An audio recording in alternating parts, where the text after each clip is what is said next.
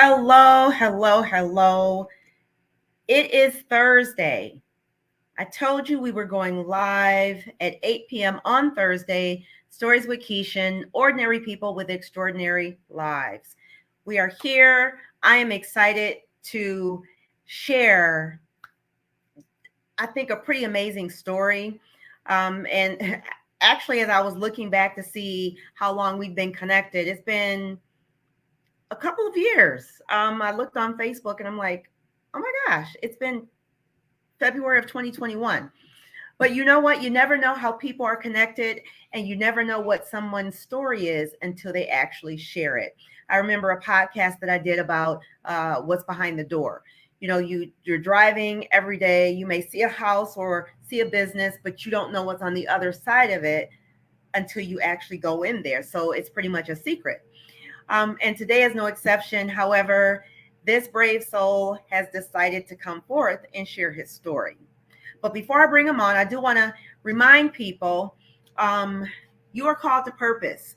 And this is right in line with the guests that I'll be sharing with you. This book was written, it was a compilation of a couple of individuals, or actually about 10 people total across the globe. And so I got my own little copy. And if you want to hear a little bit about what I experienced growing up, by all means, go to my website, www.KishenNewton, Kishen, Newton, Newton.com, and get your copy before they're all gone. So like I said, I have been teasing this story. The book is called You Are Born Without a Race. And I'm going to read the bio, a little bit of the bio, because I think it's important to know who's coming to the stage, the virtual stage, that is. And these are in his words. I was born in 1963 at a hospital near the campus of Ball State University. I was born with Pfeiffer Syndrome, but I was one of the lucky ones who survived. Soon after I was born, I was adopted by a white couple from a small town. I went to a Catholic school until 8th grade. I graduated first in my class from our small high school in Indiana. And attended Indiana University, but of course this all took place in the state of Indiana. During my time in college, I spent 2 semesters in Europe, a clinical rotation in Florida, and one near Baltimore. I graduated in 1986 with a bachelor's degree in chemistry. While in grad school, I worked part-time at an environmental chemistry research laboratory. I graduated from Indiana University of Optometry. I ranked 13th in my class. So clearly, the man is brilliant. So it's not like he's just a regular individual. I don't know anybody personally other than just the relationship that I've established on social media with this individual. Despite my good grades, letters of recommendation, and high scores at 3 state board exams, I struggled to find a position with a professional optometry practice. I worked for 1 year at NuVision in northern Indiana while continuing to interview. Finally, in May 1991, I was offered a position at a professional practice in North Myrtle Beach, South Carolina. However, twists and turns constantly. However, the week I arrived, my employment contract was sold to a large optical chain. This optical ordered me to fill in for, so I guess it was the chain, ordered him to fill in for the doctor at multiple offices. So most people go to work and they're in a building, but he had to travel. So right now, today, there's like traveling nurses who that's what they want to do. So that's what they go and do. But this wasn't the case for him. So wherever there was a need, he had to go. That summer, he suffered from deep depression. At the end of the tourist season, he was transferred to their largest office in Columbia, South Carolina, working for a salary that was less than the salary that they offered him in 1990 that he declined. So just imagine you're working, you're like, okay, this isn't what I expected. Now I have to pivot. So, you know, the book, Who Moved My Cheese? His cheese got moved all over the place. The year in Columbia was a turning point. The public identified me as Black. So I spent much time struggling with that identity. At the end of that challenging year, I resigned. So he resigned. He was like, I can't take this. There was a lot going on. My bad experience with contracts made me mistrust all employers. So I opened my own private practice in a growing suburb of Indianapolis. My office is still thriving 30 years later. I'm going to stop at that point because I like to stop when it's high. So, without further delay, I am going to bring to the broadcast stage Dr. Shawn Sigler, who is the author of the book Born Without a Race. So, let's welcome him.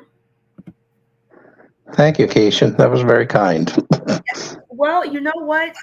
It's true. So, it's not like none of this is made up, but I have been waiting to hear your story. I remember when we connected and you talked about, you just gave a little snippet of what you had experienced. Now that I did want to pull up. Um, and this is what you said. Hi, Kishen. We have messaged about my situation a few years ago. 2023 is the year I finally tell my story under the name Michael Bauer. My white birth mom placed me for adoption because her family didn't want a biracial grandson. I passed for white at birth, so I was adopted by a rural Indiana family with members in the KKK. That in of itself, I just can't even imagine. When people ask my adoptive mom about my Black characteristics, she concocted lies to hide my ethnicity from everyone, including me. Let's just stop there. So, up until I guess the first part of your life, you were told that you were completely white. Right. Even when people would question me, my mom would tell me, "No, you were white. Your birth parents were white." And I should probably explain how that ended up. That it wasn't in the medical records. My birth mother was she had her teaching degree from Ball State, and she was working at a facility in in southern Indiana for the intellectually challenged. It doesn't exist there, and that's where she met my father. And he was Black, and he was a barber, so he did haircuts, and she was a teaching assistant. So they kind of hit it off, and one thing led to another, and that one thing led to me. Um, Now, my mother was afraid. She comes from a very conservative Christian family down there in southern Indiana, just outside of Louisville, and she was afraid they wouldn't accept her. And she's very right on that. Mm, um, Even when we became reunited, the surviving brother didn't want to meet me. Um, so she knew she wouldn't get any support from her family, and the father was married and had three boys already, and he didn't want to harm his family situation. So, and she was afraid to do it with her friends, even though she had a teaching degree in Indiana. If you were pregnant, you could not be a teacher. mm. So she would have had to lay out at least that semester. And then she was afraid that if she was pregnant with a Black son, she could not get a job anywhere in the rural communities. And she was working on her master's degree. So, Okay. I'm still listening. Go ahead. okay. So, well, another thing that influenced her when she was in high school, her and a church group had taken a tour of churches in Mississippi and Alabama. So this is in the 1950s.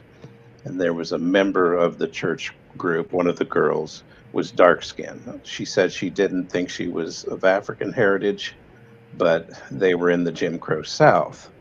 And the whole group was panicked over what to do when they went to a diner because one of them was darker than the other, and they thought that she would be arrested. And where does she go to the bathroom? And where does she eat? Where do they sleep? They didn't have a green book. So they all just kind of shuffled around her. And that was a big thing. Anytime they went into a facility, they surrounded her and kind of hid her in amongst them. And that was very striking for her. So when she was thinking of having a biracial or black son, it's like, where am I going to take him to the bathroom? Things like that. So she was afraid to raise me on her own. And she also couldn't list the father because at that point the lawyers would have to ask him if it was okay if I would be adopted. He would have to sign over his parental rights. So she had to list him as unknown. She So that's how I was, born, and I didn't have a racial identity at that point on the doctors. I had red hair and kind of the blue eyes, and the little bit of hair I had was all straight, and so I passed for white. So I was adopted by a white family. That's who was there. So let's talk about that a little bit, because you shared that at some point you were told that the medicine that you had taken caused your hair to be the way that it was. Right. I started question questioning it because when I was growing up in the family, I was fine. I mean, everybody knew who I was. I There were conversations that happened behind my back that I didn't hear for, decades later, but I didn't know that anything was any different about me until I started going to school. And we were starting in Catholic school. Everybody knew the family. It was a small community. Everybody knew who I was and who my parents were. But on the bus, nobody knew me. So I got called lots of names on the bus, got teased, flipped, punched, and I would come home crying. They're calling me. I don't know how much I can say. I don't want The to say N word, if you want to say that. they're calling me the N word. And mom says, "Oh, Yeah. that's ridiculous. That you are not black. Your hair was straight when you were born. Your hair only curled after you were given all that medication." Because I was very sickly. That was another thing I inherited from my father. He was also very sickly, and I inherited all the bad traits that he had. And so they were playing it by ear. That they had no idea what to do with me. So they were going from doctor to doctor, and I was in hospital to hospital trying to keep me breathing. Um, So because you mentioned that you were born with Pfeiffer syndrome. What is that? um, if you look it up, it's not a very common condition, but it causes some abnormalities in the skin, in the heart, and in the skeletal structure. Like I'm missing, I don't know, you can see some bones in my hand. My hands are not fully formed. But some people with severe, there's three stages. I'm stage one, I'm mild. Stage two, you have obvious deformities. Stage three, you're stillborn. You just your heart doesn't form right, your skull doesn't form right. So I was born not being able to breathe through my nose at all.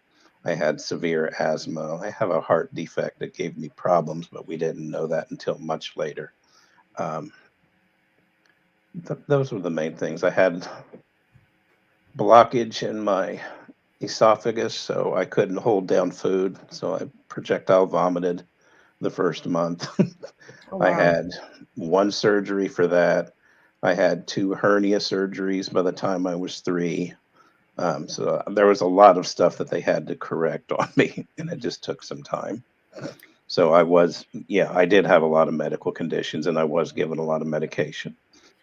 So I'm going to ask this because I don't know if it's out of ignorance that maybe they did believe that the medication caused your hair to be that. Do you think she believed it, or do you think it was just something that they could say that as an excuse? Until mom died, I believe she believed that. Mm. After mom died, people have shared conversations with me that they overheard that they were not allowed to say before. Some of my older cousins and friends of the family that had heard things that said, yes, your dad wanted to take you back when they finally realized that you were black. Um, yeah. Um, Okay. so yeah, I always believed that she believed that was deeply true, and I don't believe it anymore. Yeah. Now, is your adoptive dad still living? He is. Okay. And do you He's guys have a 90. relationship? Yes, I visit him every Friday. Oh, okay. It's, so has he come to terms with who you are?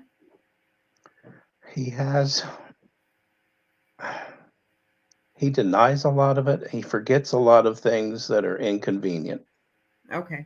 Like he doesn't remember striking us or beating me and my older brother. I mean, he just says, "I never touched you," and we're like laughing. Of course you did.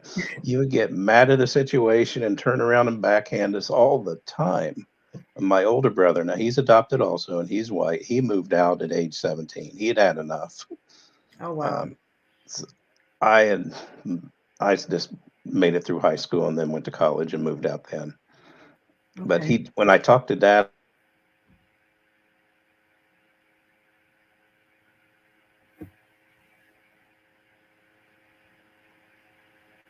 attention part of the story last Friday that made me think that he knew.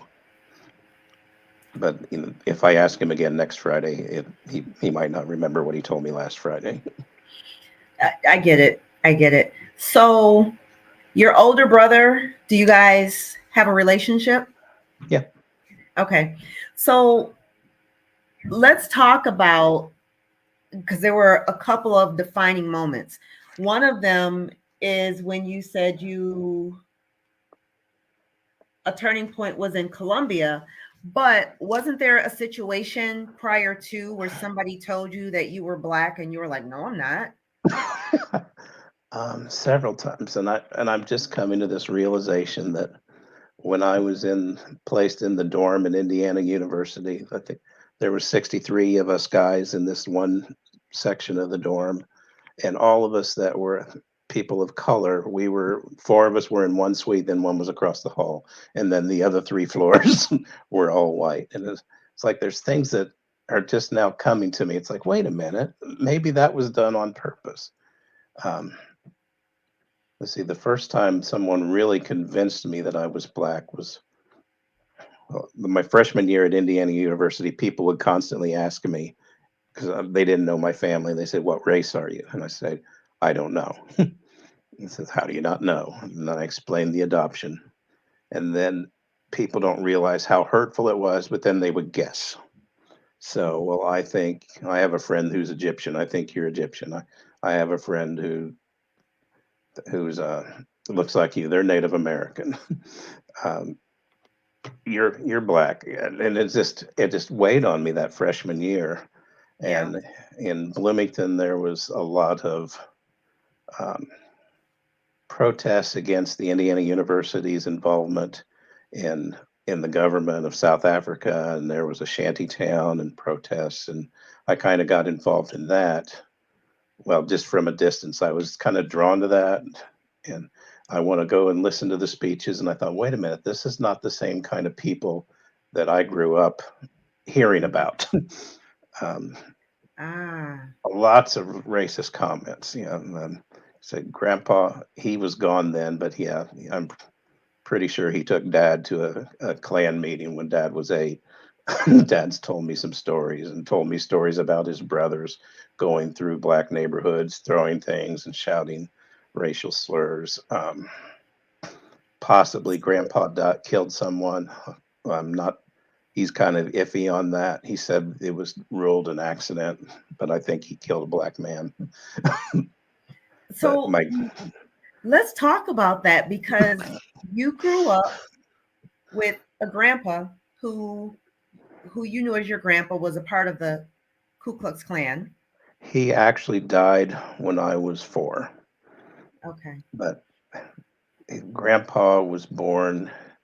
Dad's dad was born in 1882, so he was very old. Grandpa was 50 when my dad was born. So I really didn't have much relationship, and he had pretty advanced dementia. He thought I was a leprechaun. He kind of liked me. Who thought you were your grandpa My grandpa thought I was a leprechaun. He liked because to of rub the red he liked to hair? rub my head. Yeah, so he didn't How have any clue. how did that make you feel at like 3 and 4 years old? He smoked a pipe. I remember that, and I liked the smell of the pipe. And he wore a train conductor hat, and I loved me some trains when I was little. I still do.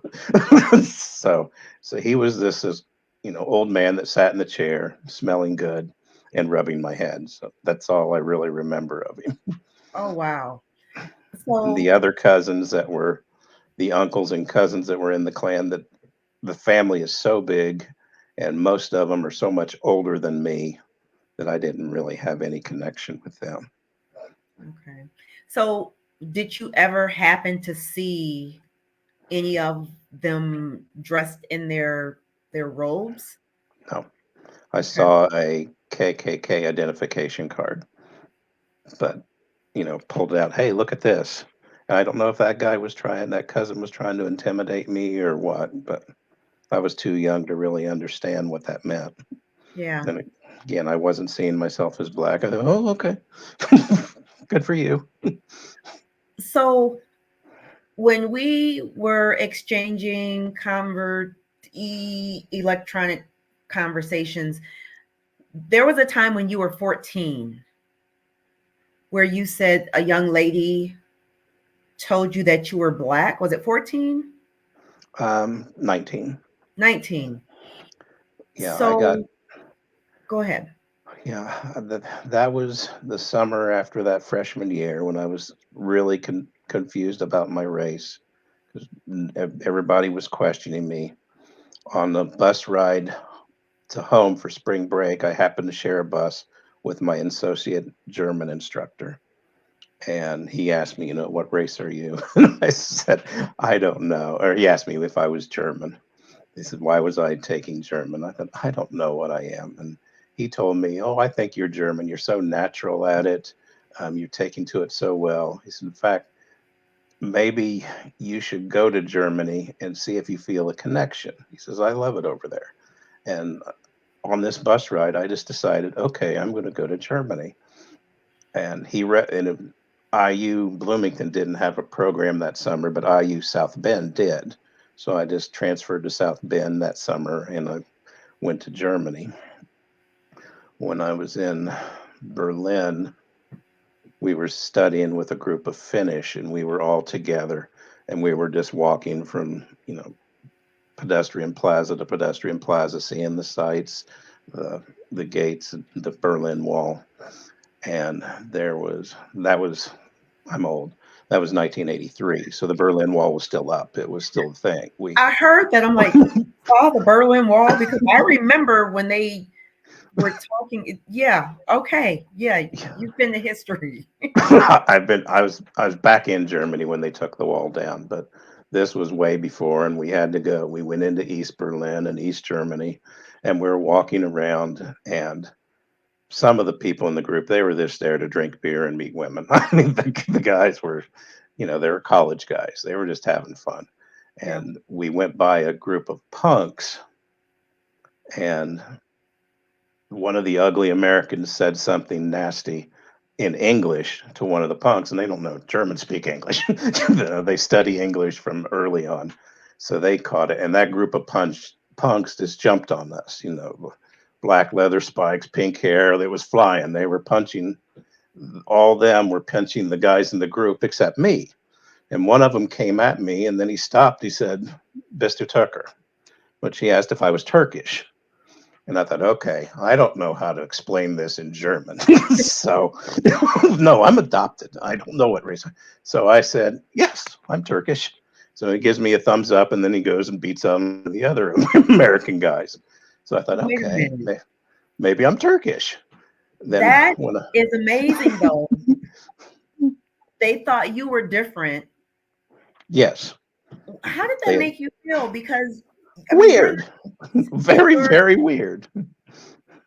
It was almost as if that was a protective layer for you. In that situation, there for the few weeks I was in Berlin, it was. But the other part of this program, we would work for Bayer, the chemical company, Bayer Aspirin. They had a chemical plant near Cologne, and we would work there for the rest of the summer, and that's how we paid for the trip. So the trip ended up costing me nothing. Mm. But when I got to the factory and I'm there for my first day, the foreman says, "Bist du Turker?" And I said, "Yes, it worked before. Why not? I'll be Turkish." But in Germany, Turkish were migrant workers, kind of like Mexican migrant workers would come up here. So they did all the dirty jobs. So I thought, okay, you're Turkish. Okay, get over there. You're doing all these nasty jobs. And I got the worst shift. I was working nights, cleaning floors, mixing chemicals. I had a chemistry degree. I thought when I was going to be doing this work, I'd be working in a laboratory with Bunsen burners and test tubes and stuff. And no, I was scrubbing toxic waste. um, as the year went on, as the summer went on, since I worked at nights, I spent a lot of time outside walking around. I had a bike that the company let me have, and I would ride that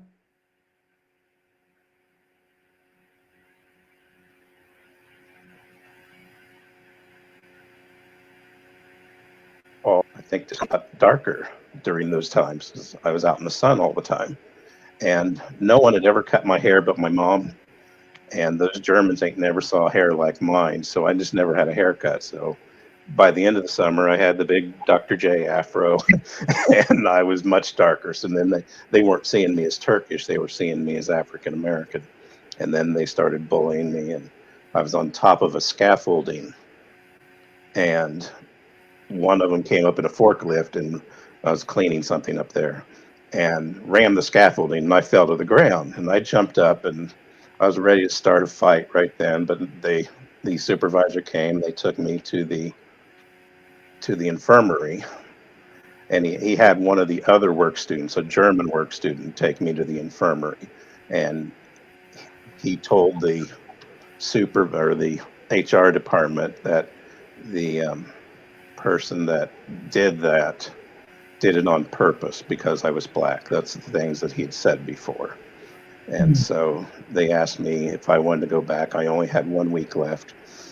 And I said, no, I don't want to go back. Can I just be off now? So yeah, they let me take a week off with pay and then I was done and I had free time in Europe. And the guy Dieter Vereman was his name. I don't share very many names, but I did stay with his real name. So during that time, I'm getting to the question. I thought, well, I'm in Europe. I got a free time. I still have some money left over from the payment. I'm taking a trip to Switzerland, and I was the only person that was solo on that trip. The tour guide was the wife of an American soldier. This American soldier was white, and the tour guide was black. And since I was traveling alone, I was sitting up in the front, and so she sat next to me, and she asked, "Well, what race are you?" and told her I don't know. And she started listing all the characteristics that I had, and she got into some great detail because her and her husband have a 3-year-old son together, so knows all the characteristics. And she went from the hair to the ears to the eyes, and then there's something called Mongolian spots that biracial kids have. Mm-hmm. I had them, but I didn't know what they were, and I still didn't register. So she told me that. I didn't really know that until we went to the hospital to adopt a biracial child, and they explained. I said, "Well, how do you know?" Because they weren't sure about the the father of this child. It was one of a possible three, and I'm trying not to reveal anything that I don't. I better stop there. But anyway, I learned about Mongolian spots at that point. Mm. So yeah, she told me about these things that I knew that she knew that biracial people had, and I didn't really realize she was telling the truth until 20 years later. So, in that, and you talk about, you know, even after you went to Europe, you came back, you're graduating, and it sounds like, and correct me if I'm wrong, throughout most of your growing up, there, because of the doubt, there could have been hints of depression because you talk about going into depression. I Would did. you Yeah. say that just the unknown, not really knowing who you are and having to figure out, and people are coming to you, they're approaching you, telling you who you are. Oh, yeah, you got to be this or you have to be that. Do you think that had any bearing on you going into a bout of depression? Yes, it definitely did. I had two basic means of coping with it, and one of them was running away. That's why I went to Germany. And when I had a chance to travel again, I was given a choice of my clinical rotations. I I went to Florida. I did a rotation in Florida. I did a rotation in Baltimore, and the second rotation in Germany. And that would keep me busy and keep my mind off of my depression and my race. But eventually, people started questioning me because meeting new people always brought up those questions. So it would just keep coming back, and I kept trying to get away from myself, and I just couldn't. I couldn't get away from it. And yeah, I went into a very deep depression. And then I started taking more and more pills to try to get over that. Tried to hurt myself when I was living at Myrtle Beach, and the turning point there was when they transferred me to Columbia, and then I met um, a woman. We started dating, and she was black. I mean, she was very black, blackety black, black. She would say, and she was convincing me that I was black, especially after 6 months of living at Myrtle Beach. Again, I had the full dark tan, and we got along great. And I should say, at one point, while I was living at the beach, I switched my contacts out from clear ones to brown ones because the light was hurting my eyes and I kept losing my sunglasses. So I thought I'll just put in these brown contacts and they filtered out the light and I was happy. But that took my blue eyes to hazel and I looked distinctly much more African American.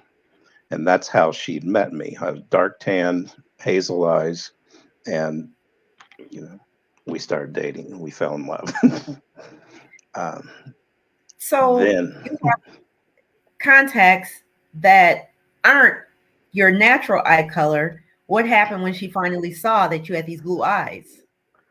there was quite a breakdown because um, the longer I was in Colombia, the lighter I got. And then when I gave up the beach house and I went there for the last time and to move completely to Colombia, and she saw me, my white parts and my blue eyes. I mean, that was the first time she'd seen me. Then she started pulling back and she saw pictures in my beach house of my parents. She goes, "Who are these people?" I said, "That's mom and dad. That's who raised me." And it's like, "Oh my god, they're a couple crackers." And, yeah, I wouldn't call them that, but so then we had this discussion, and she said, "You need to go find what your race is. You need to go find that out. Go look at your adoption papers, scour them, ask your parents why And did they black." So I did. I went home and I asked my mom, and she got mad. And she said, "I thought you were seeing a law student." And I said, "Yeah, I am, but she's black." And my mom gritted her teeth and said, "How black is she?" And I said, "Mom, I don't really know how to answer that question. What do you mean? I mean, she's black. You see her in the street, she's black." And she said, "Is she light like Miss America or is she the other kind?" So this goes in with the colorism thing. who was Um, Miss America at that time? Vanessa Vanessa Williams? Williams. She was Okay. referring to Vanessa Williams. I think Vanessa Williams was maybe a year or two before then. Okay. And I said, let me think of how I can phrase this. She's less like Vanessa Williams, and more like Oprah. And then mom got up and she came back. She left. I thought she wasn't coming back, but she came back. And this was the first time that she'd ever shown me part of my adoption records. I thought it was the whole thing, but she just brought out part of it. Is I had asked her maybe a dozen times about my race. Up to that point, I was 27 years old at that point, 28 at that point. Mhm. And this is the first time she's ever showed it to me. And she said, "Here, it shows your mother is white." And I said, "Well, it says nothing about my father." I said, "How do you know that my father wasn't black?" Right. And she said, "Well, they they would have said so." And I said, "Did they say anything?" They said, "Your father was a brain surgeon and your mother was a rocket scientist. That's all they told me about them." And I thought, "Okay, but how do you know they're not black?" She goes, "Well, if they were black, they wouldn't be a brain surgeon and a rocket scientist now, would they?" So, she didn't know who Ben Carson or Yeah. Katherine Johnson are. Okay. So that's the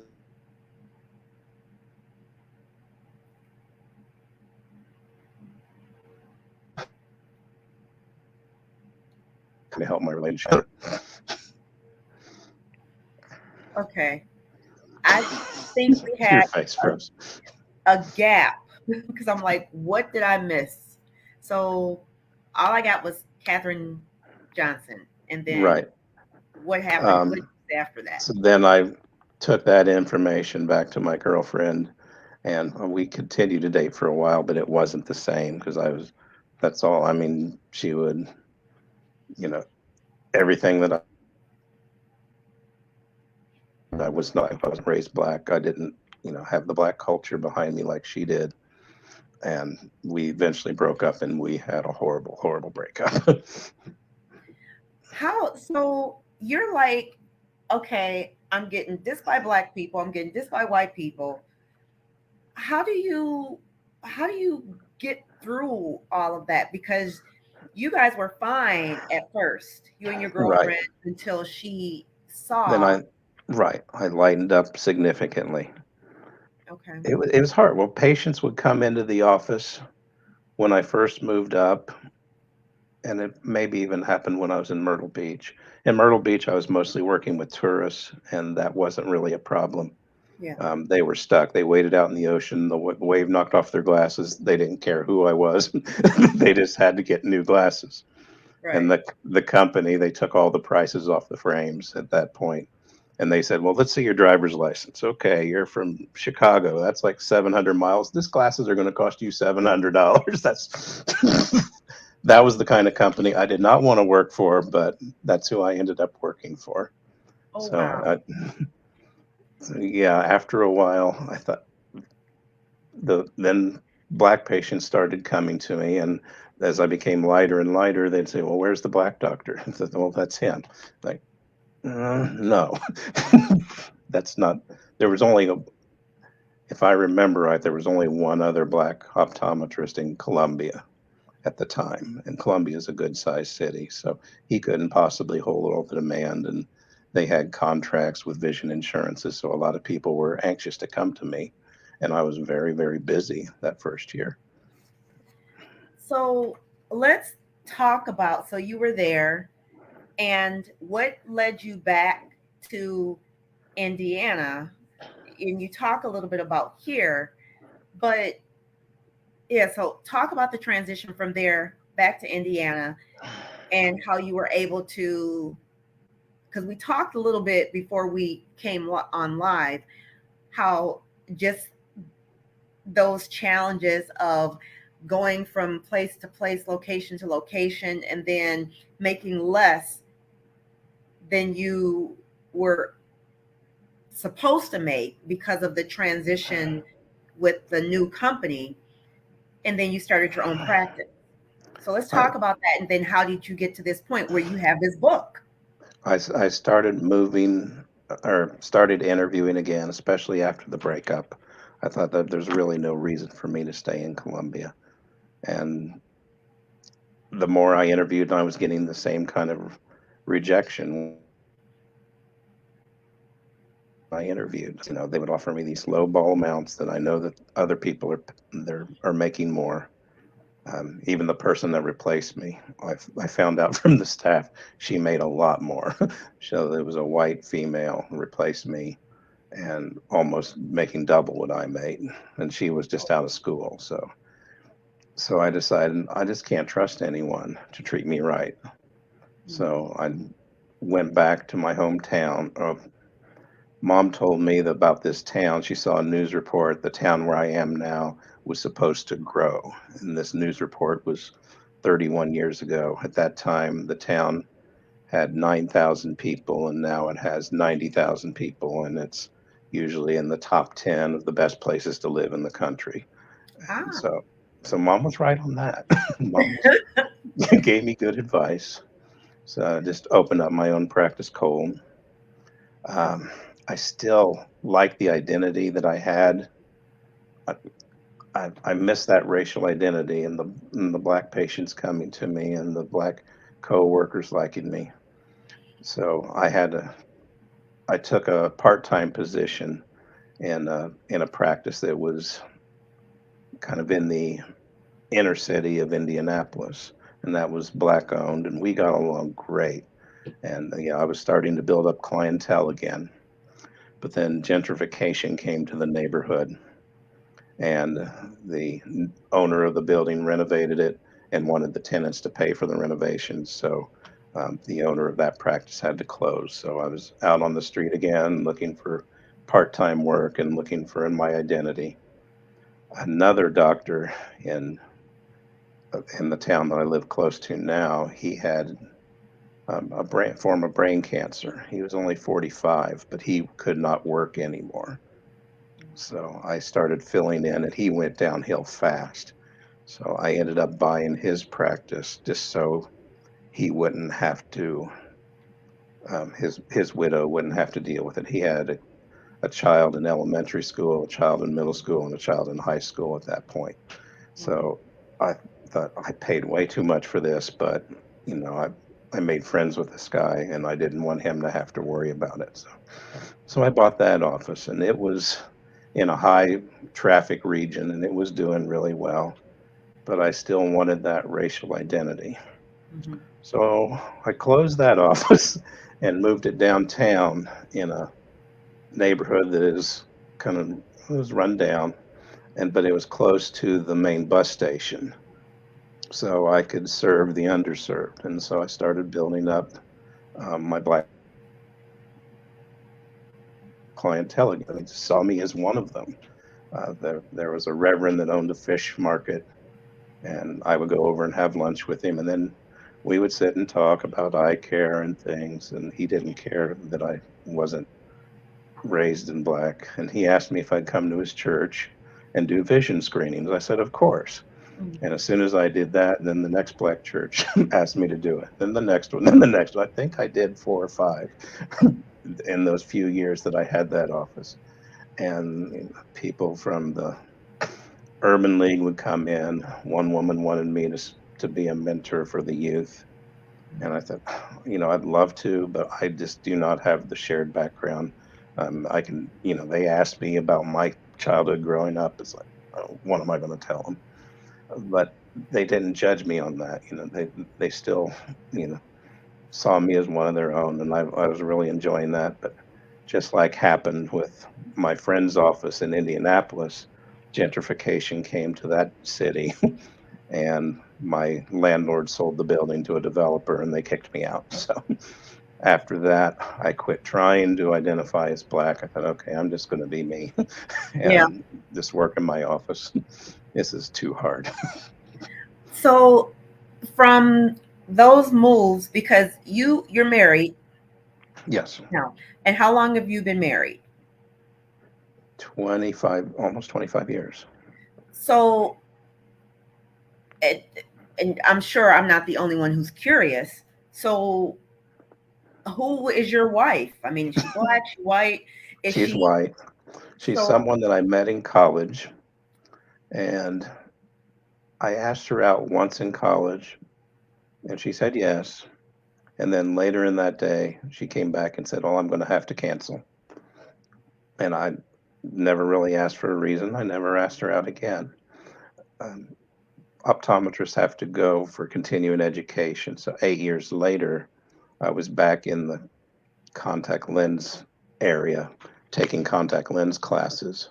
And at that point, she had been elevated to the chief research technician in the contact lens research lab. And she remembered me. And so we started talking again about old times. And then I asked her out again, and this time she didn't say no. It's like, I'm only going to ask you out every 8 years. So Well, and to that, did you ever ask her why she said no? she said she was nervous.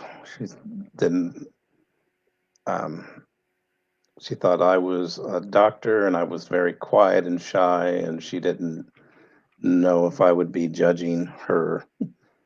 So Wow. So, that's and my internet is not the best. I am going to upgrade at some point. Um, so how do you have children? And because I know you've adopted.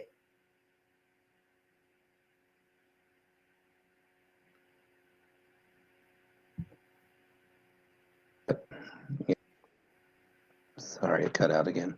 Yeah. So we got married at 35. We had a miscarriage when I was 38, Mm. and that took a lot out of me and my wife. But she thought, well, let's rethink this. Maybe this is not God's plan for us. Maybe He wants something else. Maybe He doesn't want us to have children, or maybe He wants us to adopt. And that made a lot of sense to me. The scripture that my favorite scripture is the parable of the talents, where the servants were given so many talents, and one of them buried it, and he got called a worthless, lazy lout. And Dad used to call me a worthless, lazy. So that one really stuck with me. I didn't want to be called lazy, so I decided I was going to use all my talents. And I'm not a good keyboard player, but I did get good enough at playing hymns that I could play at the church on Christmas. So I did that. I thought, okay, God, okay, I'm using my talents. I'm not a worthless, lazy lout. But as I got older, a priest had explained to me that talents are more than just what you think they are. They're not your singing ability, they're not your athletic ability. They are things that God helped you through the toughest times, so then you can help someone else. So Mm. my wife and I decided that that was our calling. God wanted me to adopt biracial children so that they wouldn't have to go through what I went through. And that's how that came about. And so, how many children have you adopted? Just two. Okay. And what are their ages? They are 19 and 17 now. Oh, are they siblings? Were they, I mean, no? No, they were they're 2 years and 3 months apart. Okay. So, what have you imparted and shared with them that you wish that you would have known at their age? They they know their ethnic background. Um, they've met their biological family. Well, I don't. My daughter doesn't want me to share anything, but I will say that she has met her biological mother and grandmother, and grandmother and mother. Okay. So they know the truth. We were never hiding the truth. And Amen. then we did 23andMe just to double down, and so they really know their truth. And it's funny because just yesterday, I came across this article. It was about a news anchor. He grew up in San Francisco, uh, ended up relocating to New York, got married, had two daughters, but his dad never knew his ethnicity or his heritage. And I was just at the point where it was starting to disclose the ethnicity of the father, and my computer crashed. So I'm like, oh my gosh. So it was just perfect timing because I mean, I knew you and I were going to talk, but it hadn't dawned on me that it was a connection here with his dad and then you being adopted as Right. well as, what you're continuing to share. So you wrote this book. Hmm. Why write this book now? Um, I wrote it shortly after I met my father's family. Um, And when was that? that's How long ago was that? that was the end of 2019. Is Ah, when, okay. so it's fairly recent. I think how after 23 and Me, I can tell you that part. Um, we did that, and I did it also. And when it put up my genetic background, that was, I know I had Mongolian spots before, but here it is in black and white that my father was black. It listed the initials of four of my first cousins and an uncle on my father's side. Oh, and it's like, click here to message them. Uh, oh my gosh, it could be that easy. And before I did that, I asked my mom one more time for the adoption papers. And mom had already planned it out that it would be given to me right after she died. And that's exactly how it happened. I mean, just hours after she died, my sister in law gave me my adoption papers, said, Here, you can find your real family now. Um, Oh, wow. yeah. Less than a year before mom died. And I asked her to see those adoption papers again. I said, I just want to compare them to my kids' adoption papers. And she gave them to me. And she gave me the whole thing. And my mother's full name was there. And Mm, my father was still listed as unknown. But um, my mother was there. And she has a very common name. I thought, oh, what, this was what it was back in the early 60s. I wonder, because I had searched before for hints, and I had reasoned if I was born at Ball Memorial Hospital, maybe my parents were students there, so I'd gotten yearbooks from the year I was born, mm, and the year after I was born, and the year after that, and looked through for familiar faces. I didn't find anything. I found one black student who was in the aeronautics club, and I thought, well, maybe that's maybe they got the rocket scientist wrong. Maybe that's him.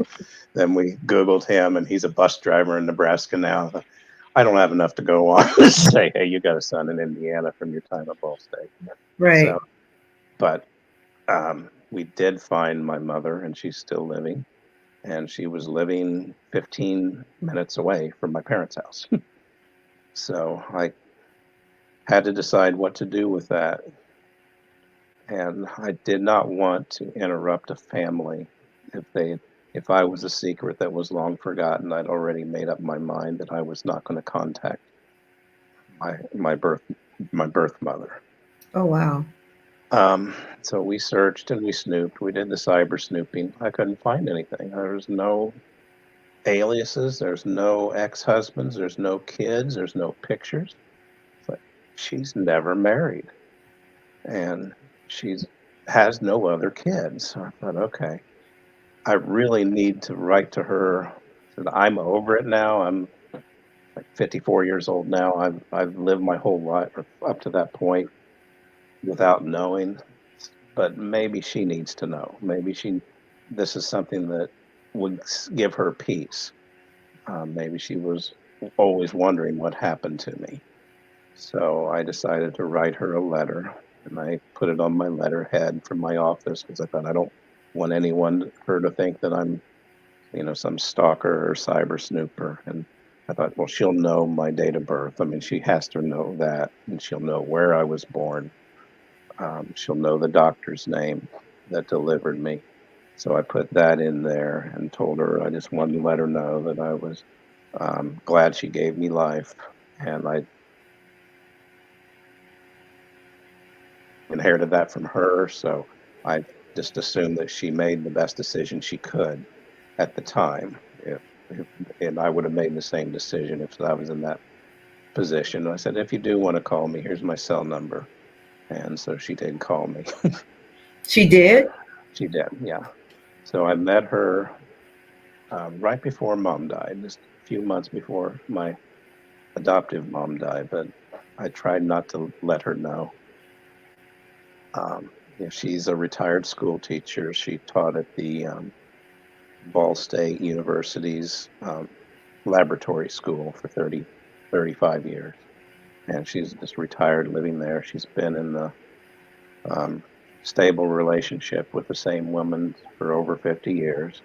And that woman was glad to see me also because she drove my mom to the hospital when I was born. Yeah, well, yeah, you heard that right. So, they're just they're just the nicest people. But So, did she explain how she and your dad got together?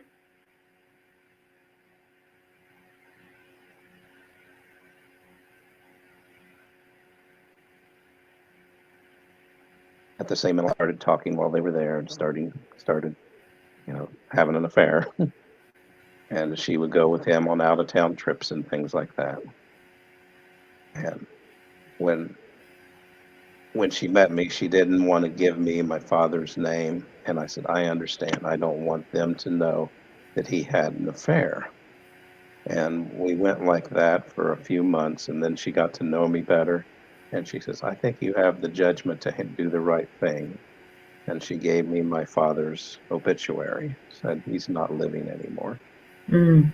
But this is who your father was. And for the first time in my life, I saw somebody that looked like me and knew that this person was that I was related to him, and it was very emotional. Mm. Um, but I understood the reason. I said, okay, I won't contact you.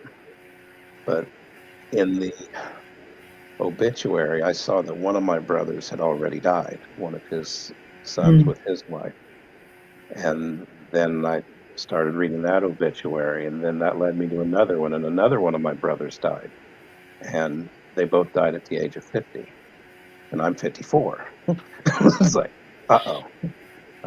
Maybe I should have some surgery on this heart. I have to find out why they died. Mm. And now, how can I do that without letting them know that their father had an affair? It's great ideas of mine. One of my classmates was from their hometown, and she's my age. I thought she probably went to school with them. So I called her up and said, this is going to sound weird, but this is the situation. And she did. She went to high school with them, so she was telling me how great they were. The the one brother that's already transitioned. I mean, he was just the life of the party. Mr. Athlete, played football at Ball State, wrote beautiful poetry, and but she didn't know why he died. So I knew more. Now I was really eager to find out, what happened to these two people, my two brothers that have already left. So I went back to the 23andMe post and I said, okay, I've got to find out. So I picked one of my first cousins and messaged her. And first thing she said, who are you? Why are you asking? So I explained how I was related.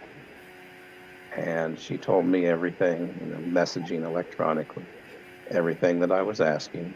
Yeah. I said, thank you. And I said, I would appreciate it if you don't share this information with my surviving brother and sister. And she messaged back, too late. It's like, so then my brother got on and he was logged into her account and he started messaging me. And that's been one of the best blessings of my life, having this brother. I mean, he is just a fantastic guy. My sister is amazing too. I mean, she Oh. is just the coolest person. Um, so I did start communicating with them, and I said, well, here's the thing. I don't want to meet in person because I know I'm going to get a whole lot of flack from my family. Give me a chance to explain to them what happened, and that mom passed away soon after that. So that kind of removed the last obstacle from meeting them. Um, so So he said, why don't you take some time to grieve and we can meet? I said, great, that sounds fine. Um, in the meantime, we started sharing pictures back and forth. And I was looking at the pictures one day while I was waiting to have my hair cut. And I was explaining I've been going to the same place for years. And I was explaining to her what I was doing and how I was um, just getting reacquainted with my family. And I pay and I'm starting to walk out. And this young man walks in. And I think, oh, he looks familiar. I said hi, and he didn't say anything. And then he checked in, and I go, oh my gosh, that's my nephew. So, yeah, shop before I met my brother. And I thought, okay, what am I going to do with this? He doesn't know me. I don't know that he even knows I exist. So I thought, well, it had to happen this way for a purpose. I mean, this can't be a coincidence. So I said, at that point, I'd been with reunions with my mother and my kids. I thought, I can do this. yeah. I'll just be gentle. So I walked over and introduced myself to him, and he said, "You look like my grandpa." It's like, thank you. Yeah, that's that's How did the that first. make you feel? I can't put that into words. There's just no words for how that made me feel. My whole Yeah. life, people asking me, "Are you Egyptian? Are you German? Are you black? Are you Asian? Are you Native American? You look like this person. You look like that person." And I mean, even when you asked me I thought I saw you in Michigan. That would have driven me crazy. It's like, okay, is that where my family's from? I mean, before I knew, and it happened almost every day. People would Oh say my you look God. like somebody, and I thought, well, maybe that's who I'm related to. I'll never know. But that was the first time someone said you look like someone, and he was right. I do look like that person. Oh my gosh. I can just imagine feeling, I don't know, I almost envision it as feeling alive. Like, Yes, yeah. it was. Yes, I'm alive. I'm not just floating here, abandoned in a sea of despair, and I'm alive, and I'm Yeah. connected to somebody. So you've since met your two surviving siblings. Yes. And what type of relationship do you guys have now? Um,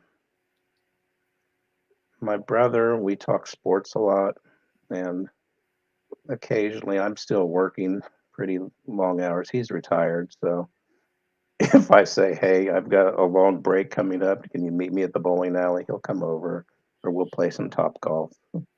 and and he's a graduate of Purdue and I'm a graduate of IU, so we're bitter rivals. So Right. during the game last Saturday, and we're texting back and forth.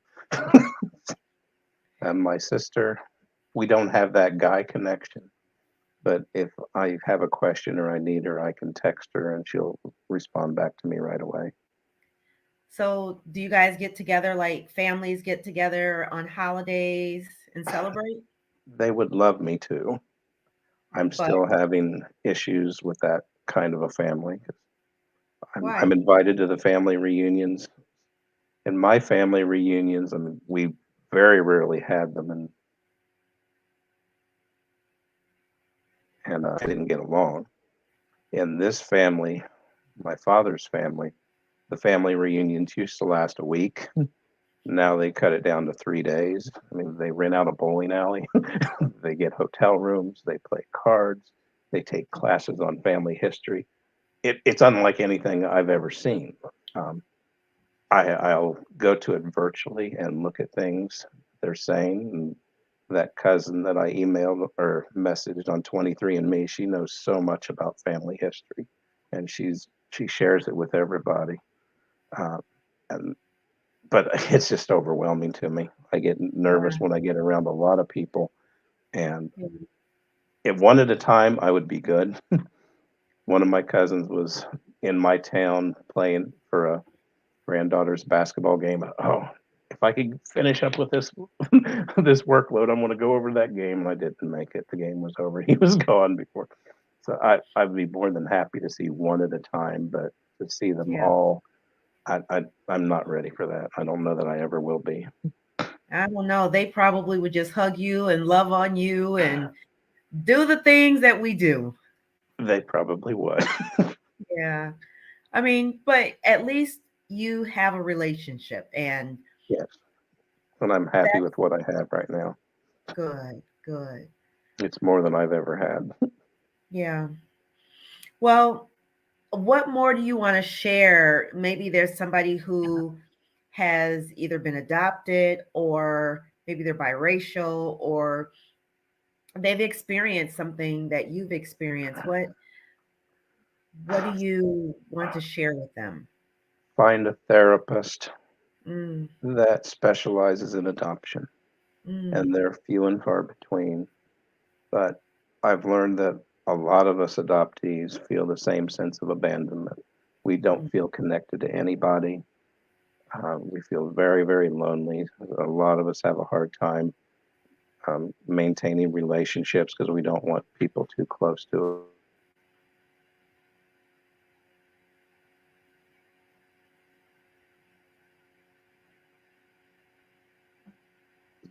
I don't drink too much, don't abuse substances, talk to someone about it. And I'm participating in some adoption support groups. I'm hoping that some of them are listening now. um, we're going through very similar things. That's the main reason I'd Yeah. like people to read. Yeah. Well, this has really been an amazing story.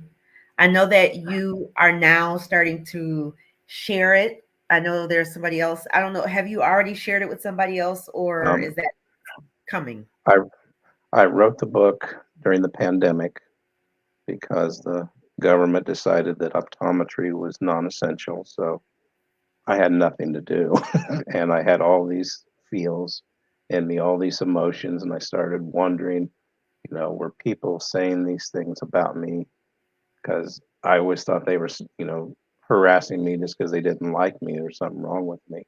And I never realized that, it's my racial characteristics that they're reacting to growing up. Um, and so I just started writing things down. Okay, this starts to make sense if you put me in. If they're looking at me as black, that's why they're throwing things at me. That's why they didn't like me and called me names. And it's like, okay, I can like that. I wish I would have known that back then, because that would have given me strength, but Yeah. I didn't. Yeah.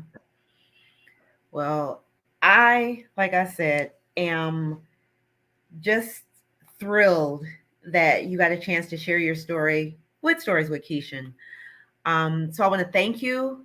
And if you haven't, if you're not tuning in live, or maybe you are tuning in live, at the bottom, Born Without a Race, the struggles and confusion of a racially ambiguous adoptee, and how he discovered his true identity, can be purchased on Amazon. So get your copy. I'm sure just even the pictures that he shared of himself. Maybe you know somebody who is in that situation, or who has been through that situation, or maybe you're the one who is experiencing this. Take a look at this book. I'm sure you will find something of value in it. So, Dr. Shawn Sigler, I want to thank you so much for sharing your story, for being candid, for being open, and for reaching out, because a lot of people, they take things to their grave and they don't get a chance to be empowered with the discovery. And actually, Stories with Kishen, the foundation was on the scripture in the book of Revelation. We overcome him by the blood of the Lamb and the words of our testimony. So, because you shared what you shared, I'm sure somebody else is going to be blessed from it. Thank you for saying that. That makes Absolutely. me happy. Yeah. Yeah. Well, I'm happy that you shared. So, there you have it. Share this with somebody. If you're not watching it live, watch it again, tag somebody, invite somebody, have a watch party, because I'm sure this is going to be something that you can just look at somebody in the distance and say, wow, I wonder what's their story. And here, Dr. Shawn Sigler shared his story. So, again, thank you for tuning in to Stories with Kishen, ordinary people with extraordinary lives. My name is Kishen. I am your human resource. I help people see the possibilities in what they think is impossible. I am disrupting HR, disrupting leadership, and I hope that this story just disrupted you.